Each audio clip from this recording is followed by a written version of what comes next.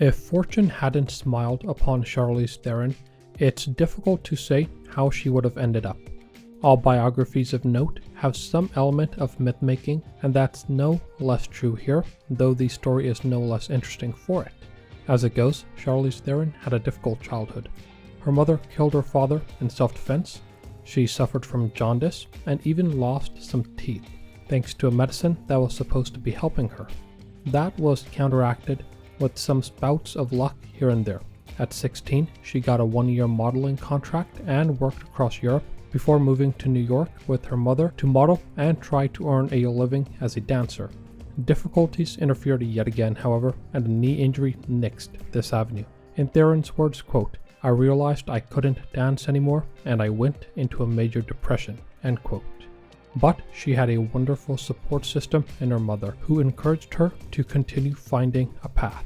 She gave her daughter some money, and Theron moved to Los Angeles, figuring she would try to break into the entertainment industry. Now, this can go many ways, but the two most popular stories of breaking in go like this. 1. You experience more luck than most and get discovered seemingly on the street and start your career. 2. You work for years, maybe decades, doing small parts here and there, maybe waiting tables in order to scrape by like Pedro Pascal did. Theron is one of the lucky few that falls into the first camp. She arrived in LA in 1994 with $300 in her pocket and lived paycheck to paycheck for roughly a year, eventually resorting to stealing bread from a restaurant. Then, one fateful day, she went to a bank to cash a check that her mother had sent her to help with the rent, but the teller wouldn't do it because Theron was not an American citizen at the time. She broke down and caused a scene. Normally, this would just get you thrown out of the bank, but just in line behind Theron was a talent agent, John Crosby, who enjoyed her performance so much that he gave her his card. People struggle to get agents. Theron, meanwhile, was at the right place at the right time, and this was her in.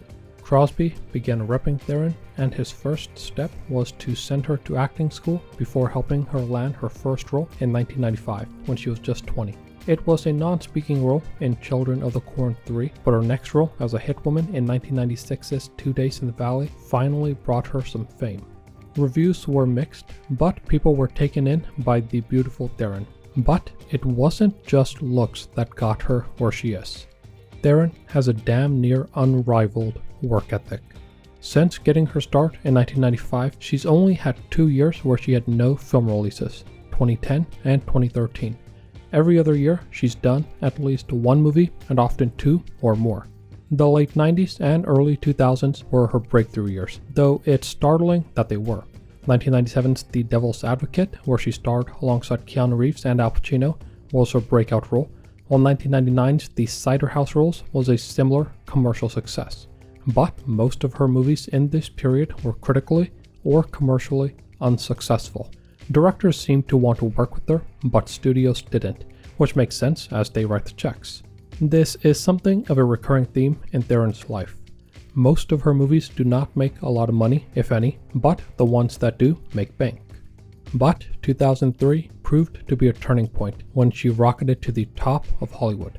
First, she was in the successful The Italian Job, but more importantly, she played serial killer Aileen Wuornos in Monster, which made more than $64 million on its minimal $1.5 million budget, and was a critical success. Monster also won Theron the Academy Award for Best Actress when she was just 28.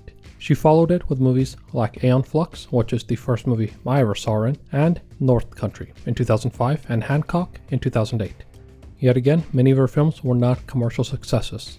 The 2010s changed all of that though, and she began acting in movies that were financially successful, such as 2012's Snow White and the Huntsman and Prometheus, the latter directed by Ridley Scott, 2015's Mad Max Fury Road, the masterpiece directed by George Miller, where she plays Furiosa, 2016's Kubo and the Two Strings, which, despite not being financially successful, was universally acclaimed, 2017's Atomic Blonde, which was directed by David Leitch.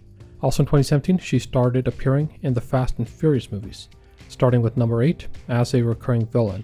These are far and away her most successful movies so far.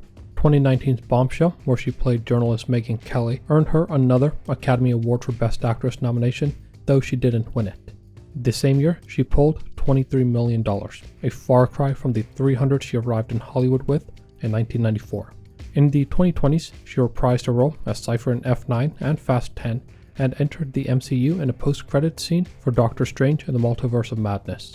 She has 5 movies in varying stages of production, including The Old Guard 2, a sequel to the Netflix superhero movie The Old Guard, and Atomic Blonde 2. Charlize Theron is one of the most active actresses in Hollywood, and that's unlikely to change anytime soon. Though her films aren't always successful, it's rare that she's ever the issue.